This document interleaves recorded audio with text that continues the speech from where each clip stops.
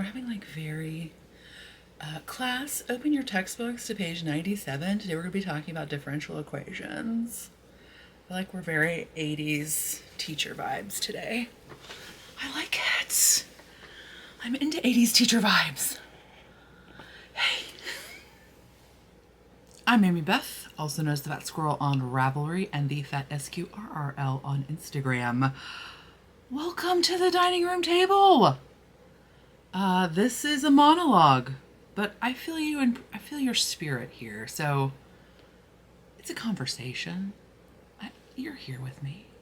It's a conversation about knitting and wool crafts and sewing and board games and spring ephemerals and the All Trails hiking ranking system and bicycling and gardening, but not this week because I have not done any.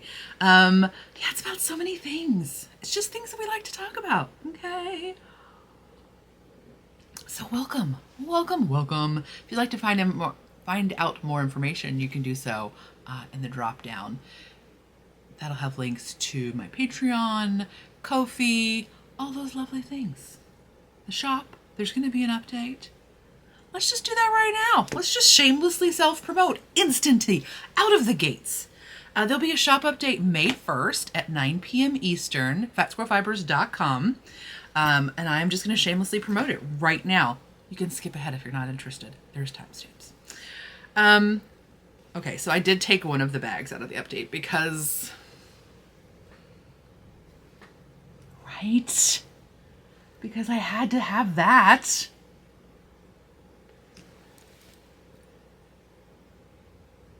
I mean, aren't these colors great? This like very milky coffee, this almost hot pink, and like this peachy red. I don't know what's happening, but I love it.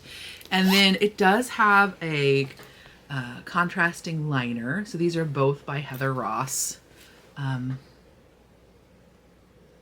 can't remember which collection it is, but it's a fairly recent one. It's the one that had like all the Western stuff in it, which was, wait, no, maybe I'm lying because that doesn't make any sense. Whatever. So this is the sock size. It has a skinnier handle. I also will have it in large wedge. So this is great for 2 to 3 skein projects, shawls, accessories, etc. It's also a great size for your bracelet weaving things. You know, it's basically just a good catch-all. Nail polish, we have one upstairs. You're not limited to knitting projects is what I'm saying. And then also in the large wedge, the rest of these this and all the others just have a natural unbleached lining. Just gives you a little bit more durability and a little bit more body to the bag. These are all quilters cottons that have been interfaced. And hello, Ray Ritchie, another one of my favorite surface designers. So I have these super awesome cats in both large wedge and sweater. What? It's true. And then also from same line, Ray Ritchie, I have an Aran sweater size. And this size has a brushed canvas bottom. Just because that fabric is such a light color, I figured this would give you a little bit more dinginess proof. So this is the Aran sweater size. Great for big sweaters, great for Afghans, great for throw pillows. You know, just accumulate all of your yarn in there and throw it. And then also... in the sweater size, I have this great springy summer bike print. Designer, I do not know, I apologize. But I love that it has like block printing vibes. It's got bikes. It's got like little like vining flowery goodness. It's just lovely, right? So if you're feeling like this spring summer bike madness, so those are all available May 1st, 9 p.m. Eastern time. It's New York City time. fatsquirrelfibers.com. Oh my gosh, enough of the shameless self-promotion, you say. I hear you. Let's move on. Okay, so this week, it's been a minute since we talked. I'm just going to be honest with you. Like, the world plus taxes, there just wasn't enough brain space to have, like, a conversation. But now, I've chiseled away a few brain cells and we can talk. So what have you been up to? Is the weather getting warm where you are? We're definitely in our crazy back and forth time, but 2 weekends ago, we went on a family hike to Clifty Falls. So I'm in Indiana. Clifty Falls State Park is in southeast Indiana. I think it's pretty much between Cincinnati and Louisville. There's an old river town called Madison that it's right outside of. And it's the first time I've been there, and will not be the last time. Like a lot of the parks in Indiana that have like interesting it's not just interesting geologically, it's interesting topographically. Is that a thing that can be interesting? But what I mean is there's like a crazy terrain change, right? Like both Turkey Run Shades, that's northwest of Indianapolis, and then this southeast of Indianapolis, have like very flat surrounding areas. Now the Clifty Falls has a little bit more softly rolling. If you've ever been to like southern Ohio, like before you get out towards Arnton and stuff, but like it's just like, it's not super like glacial flat. It's just like but it is still fairly flat, which is a little bit of rolling, undulating hills. And then just out of nowhere, there's this it's essentially, I mean, it is a canyon, I guess. I don't know that there's any size requirement for canyons, right? But it's a canyon, like it's just flat, and then there's like a fissure, and like it just boom. And so when you pull into this park, must be an old park because like the guard shack is weirdly situated, like it's situated on the wrong side of a car, right? It's not situated. Usually guard shacks for state parks are in the middle of the road so that the driver can pay for the entrance fee, and this one is on the right. So like that's unusual, and it looks like a very old building. And I don't know, I should look it up to see if it's like Civilian Conservation Corps, or it may just be originally from, although that doesn't make sense. We'll talk about that in a second.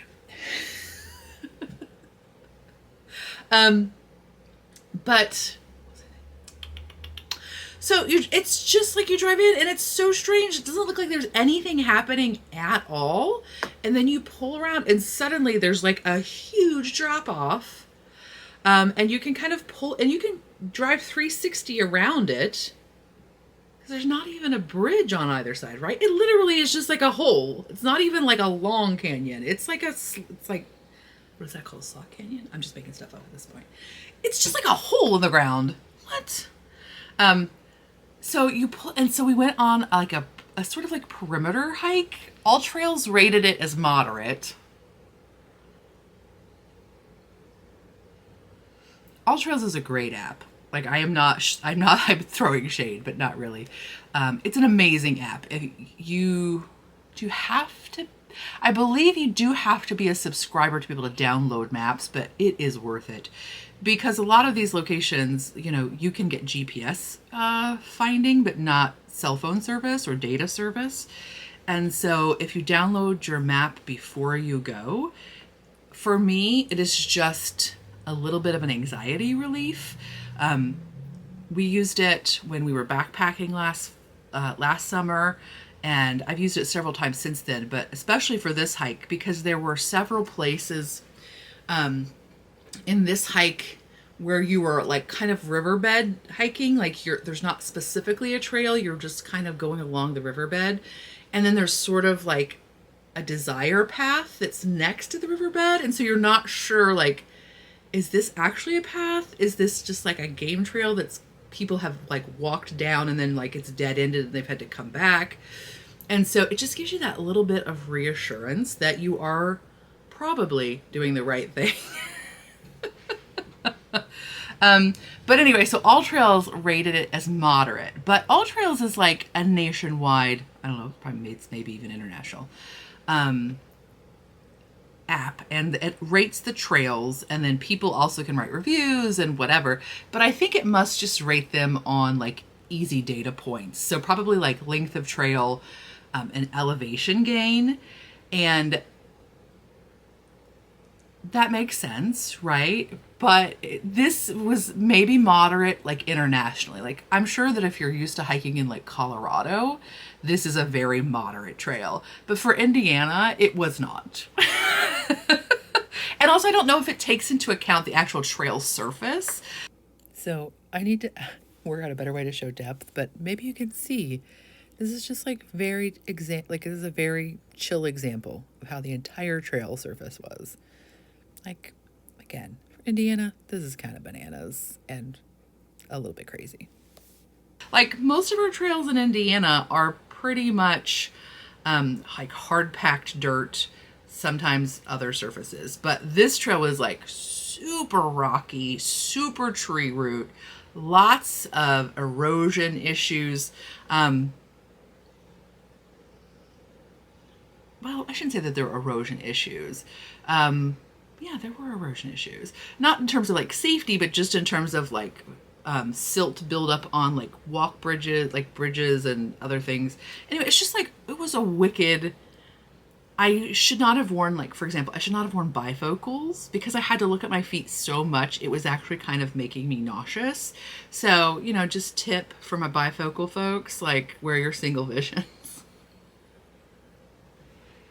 Also, I really should have used trekking poles. But it was the first time we'd gone there.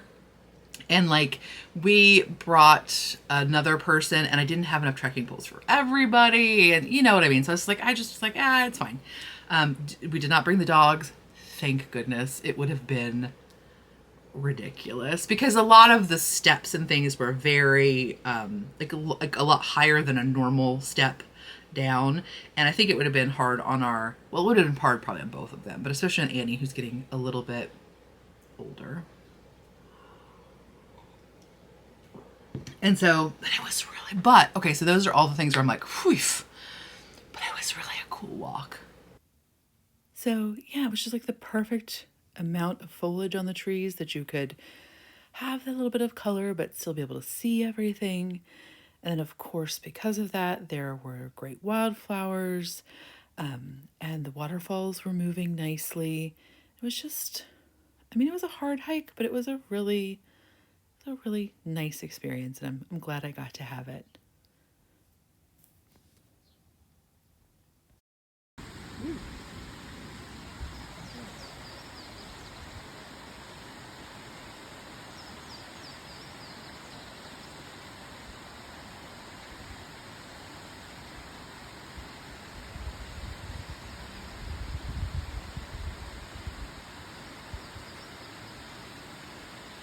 But the most amazing part of it were the wildflowers. I was not even expecting it. I don't know.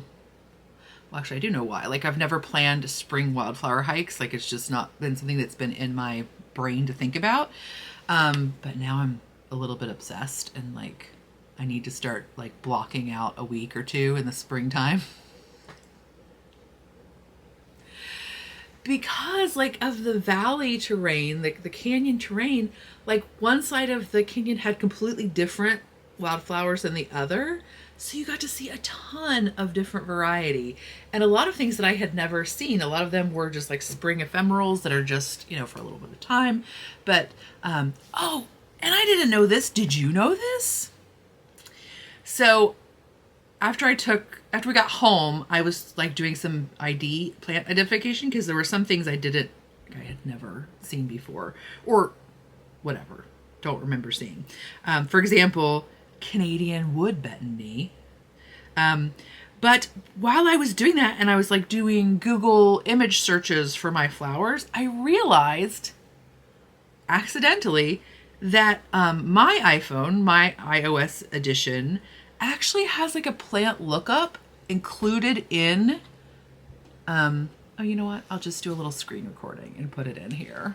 Version of iOS, if you just go into your camera roll, select your photo, and then you'll just swipe up and you can see there's a look up plant function.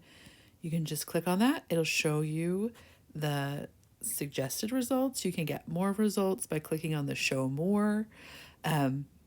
But it seems like for the plants that I looked up, the suggestions are pretty good.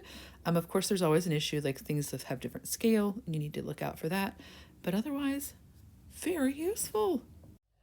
Apologies, I somehow deleted a video clip, so transition. But isn't that cool? The plant ID? Whatever. So cool.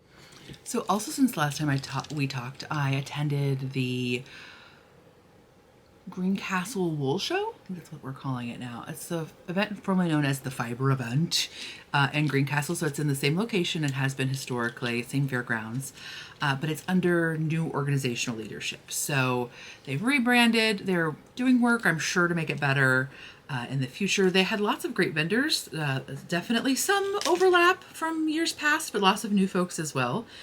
There weren't as many like feet on the street. Even though it was beautiful weather, I think people just didn't really know about it. I didn't find out until about a month, I think, before that the festival that they were going to have, that they were going to go through with it again this year. So, yeah, I think it'll just be something. I would not know how to organize that or like advertise it in any way. So I'm hoping that it continues on because it's a really great festival for springtime for us in Indiana and folks in Eastern Illinois even. So yeah, it was really lovely. I got to sit out in the sun and knit with some of you. The best. It really is like my favorite part of wool events. Like I probably have enough wool. The shopping is fun. Don't get me wrong. The shopping is totally fun. But the most exciting thing is to hang out with folks and just catch up and see some familiar faces, meet some new ones. So we had a really nice time. I'm not going to show you everything I purchased just because, like, I don't know. Just because.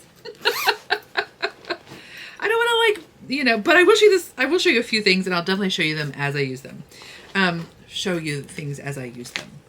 That's like a very strange number of words. But I bought from Cardinal Woolwork. Cardinal like the bird. CardinalWoolwork.com.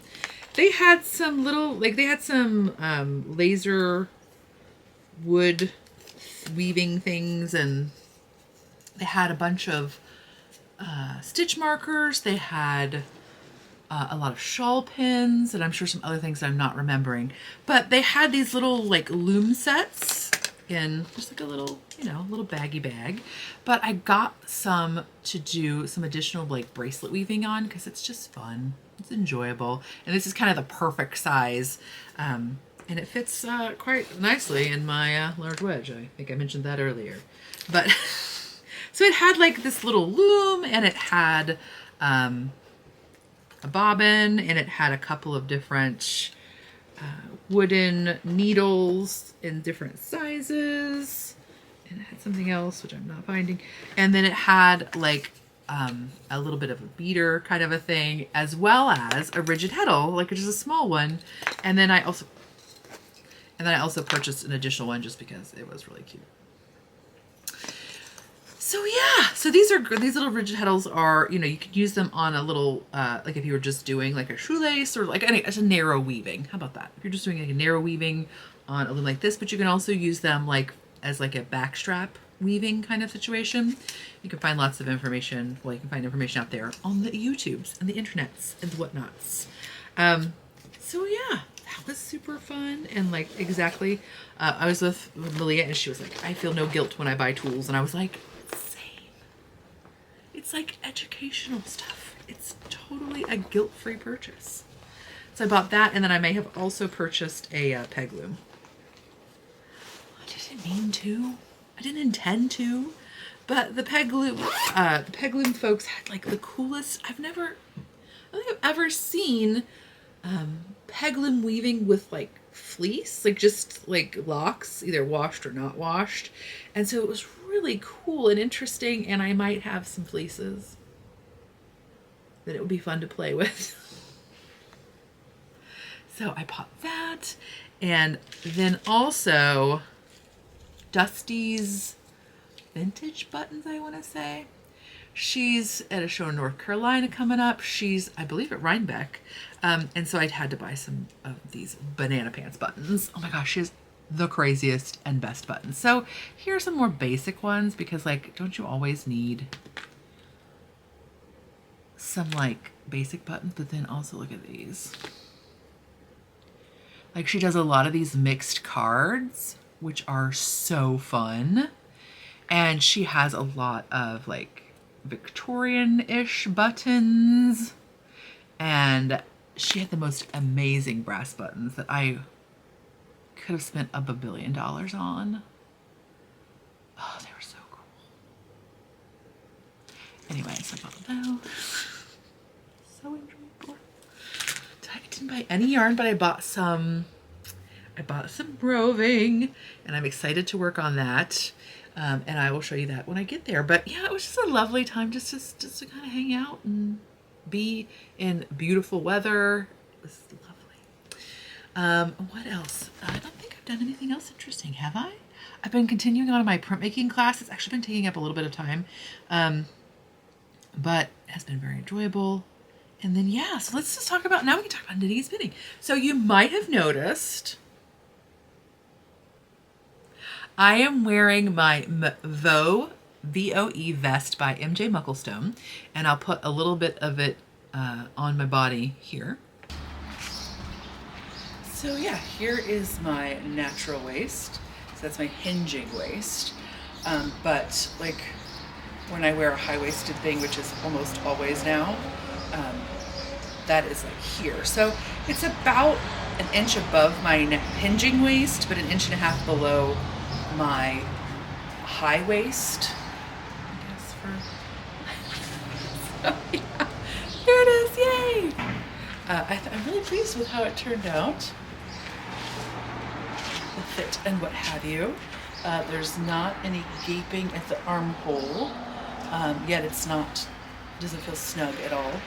I would say there's probably about 4 inches or so of positive ease. If I had to guess, through the waist and through the bust, maybe slightly less through the bust. So that's just an approximation, but yeah, ta-da! Anyway, yeah, that's the Vo vest. It goes up to a finished size of 61.5 inches and down to 32 inches, I believe. And I'm not sure the ease off the top of my head, but you know, usually in that fit, it's anywhere from like -2 to +2 inches. What else? Yeah, I knit it mostly, okay, you know, mostly, not really at all. I used the pattern, just cast on and to knit to the armhole, and then I just went off on my own track because that's what I always do, because my proportions are not like a standard proportion. I have narrow shoulders and a bigger bust, more adipose tissue on the front of my body than the back of my body. So what I do, in this case, it's knit from the bottom up, so I just knit my full bust size. And so let's just like make it an even number so that like I can do math live with you. So let's say it's 60 inches, okay? Let's say I have a 40-inch under bust and a 60-inch full bust. That is a very, whatever. Those are not my proportions, but just for mathematical simplicity. So for me, what I do is I knit my 60-inch size up to my armhole, and then when I'm splitting for the front and back of an item, I will put more stitches on the front than I do on the back. So in my example, if I'm a 40-inch under bust and a 60-inch upper bust, that means I need 20 inches more on the front of my sweater than I do on the back of my sweater, right? So if like I'm 40 inches around here, then I probably need 20 inches on the back and 20 inches the front here. But again, with the bust, I need that extra room. So in my example, I would put 20 inches worth of stitches, or 1/3 of my stitches on the back and 2/3 of my stitches on the front. And that kind of helps you with like, you know, armhole cast-offs and things like that. If you break it down into an actual percentage proportion versus just inches, right? Like that way you can just kind of compare and contrast a little bit more easily if you're working with percentages rather than trying to do your gauge in inches and all that stuff. So yeah, so that's what I do. And then I just cast off more quickly. So in this case, you know, you can cast off at the armhole and at the neck, right? So she's got all of your casting off, all of your decreases, excuse me, all of your decreases are worked out, but I just need to do them more rapidly. So when she has you decrease, you know, each armhole every other row, I'm going to do it every row. And usually I need to do it every row until I get to like almost to my upper bust. And so the yarns I used were those ones that were the ones suggested in the pattern. I used the same colors. The only color difference is the brown, and that's because I did have some brown DK in stash. But the other ones are the same pattern, same colors as used in the patterns. Jamieson's of Shetland, right? Yeah, because Jamieson and Smith is the one that's easier to get in the US. That's Jamieson's of Shetland's the DK weight. So it'd be super easy to substitute other things in.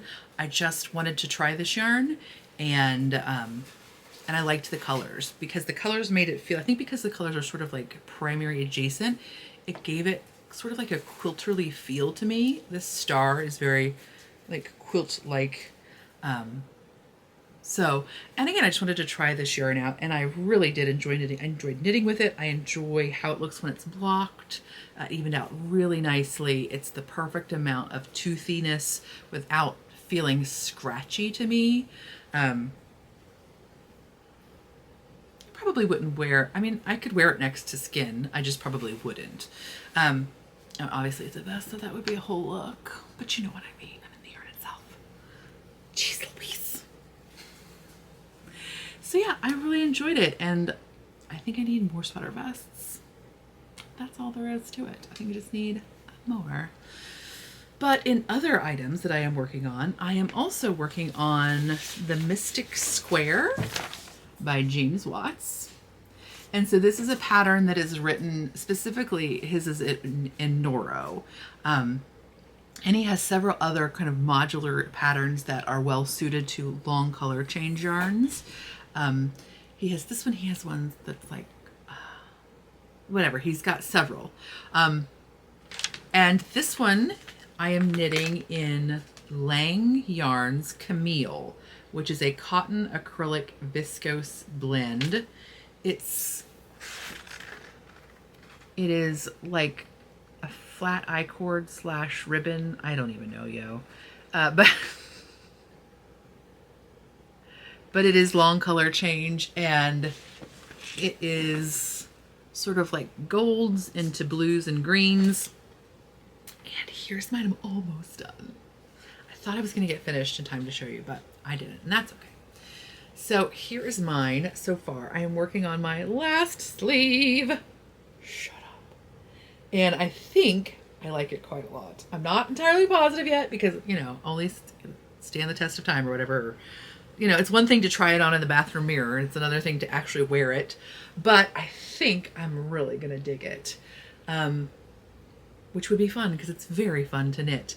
So if you like doing like applied edgings or Shana lines, a lot of her constructions have you like consuming stitches as a joining, like joining two pieces of knitting together.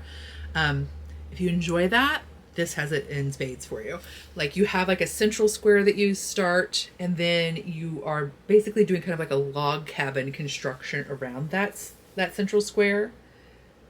And oftentimes I don't like knitting narrow rectangles of knitting. Like a lot of these are like 14 to 19 stitches, and usually that's not my favorite thing to do, but I don't know, this one was just, it was perfect for some reason and very enjoyable.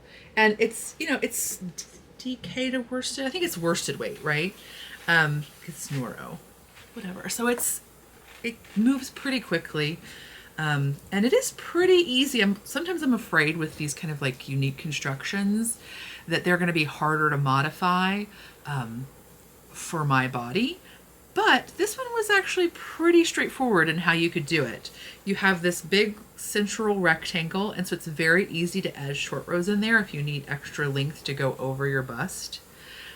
You're picking up stitches on either side of it and above and below it, so that's another place that would be easy to make changes in terms of adding length or adding width at certain places. So yeah, very enjoyable knit. Almost done. And I'll see, I have to change the sleeves as well because my arms are much larger than, have a bigger circumference than is typical for my bust or upper bust size. So you can see like I have this very weird shape, right? Because I do these increases on the bottom. And so while it looks weird flat, like that is actually how my arm works, right? Like my arm is smaller here, and then it increases rapidly along the bottom. So it seems like it fits well. Like it seems like a good thing, but I'm going to try it a couple of, I need to wear it obviously and see how it really works out. And I'm not sure how this yarn is going to perform. It's a new to me yarn. And I think I kind of steamed it before I did my seaming, and it does grow quite a bit with steam. So I'm thinking wearing it in the summer, it will definitely grow. So, but I think the weight of it will stretch down more than out because of the orientation of this central panel, but just kind of have to wait and see. So yeah, so I'm enjoying that. Again, that is the Mystic Square by James N. Watts. And then, in sad news, I've worked a little bit more on my Wefan, W-E-F-A-N, by Joanne Fowler, and my playing with different yarns than the yarn suggested is not working out. So I just need to think about, and I'll show you very briefly why that is. The pattern has a DK and then a lace and then I think a straight fingering weight. But my DK and my lace, like I need to play with my gauge. So I either need to add on a little extra strip and then join them up, or I need to, rip back and make my strip longer. So I'm not sure about like my mental acuity and how much I want to invest in this project. It was kind of just like a fun, like, ooh, that sounds interesting. And so I'm not sure that I really want to invest actual brain power into it. So we'll see. I may just kind of drop back and use these yarns for something else and wait for a better suit. Wait for yarns better suited to this one. I don't know. We'll see. Maybe I'll wait until I go to SSK and see if anybody has it for the try it on room and see if I really like it, or if it's just like a flash in the pan, it would be a fun thing to make kind of thing. But yeah, and then did I show you? Oh, I don't, for some reason. Oh, I must have put it away. I also cast on a Muscle Burrow, but I think I told you about it last time. So I'll just show it to you next time around. But yeah, so that is all of my knitting. I've been doing a little bit of spinning, but everything is still on the bobbin. So hopefully I'll have some of that to show you relatively soon. We'll see. And I think that's all. So another thing I thought about talking about this week, but I'm actually going to save it for next time, is I just finished reading Peggy Orenstein's novel, or her book, Unraveling, which is, she's a journalist, and it is her experience through the pandemic of doing a sheep to sweater project. So it is both her personal narrative through that time and also her exploration of this project, learning to shear, learning to spin, learning to dye. She already knits. So I'll talk a little bit more about that, or so I'll talk a little bit about that. And then also it's really kind of like spurned beyond this fascinating like rabbit hole of color and like how humans see and perceive color. It kind of was the most interesting thing in her book, or at least it's the thing that sparked the most interest in me about her book. So I'll talk about that a little bit more next time as well. But yeah, I hope until then you have a week, and I hope you can find some good moments, maybe some spring ephemerals. I don't know. Fingers crossed for you. I am going to show you a video of Gus, or a picture of Gus lying on my sweater vest, so that, scientifically, so that you can see the inside of the sweater vest. You can see that my floats look nice, but mostly just because like it's a dog laying on a sweater vest. And literally, as soon as I came upstairs and switched out of it because it's getting too warm, he just like was so excited to lay down on the sweater vest. Because anyway, I'll talk to you next time. Bye.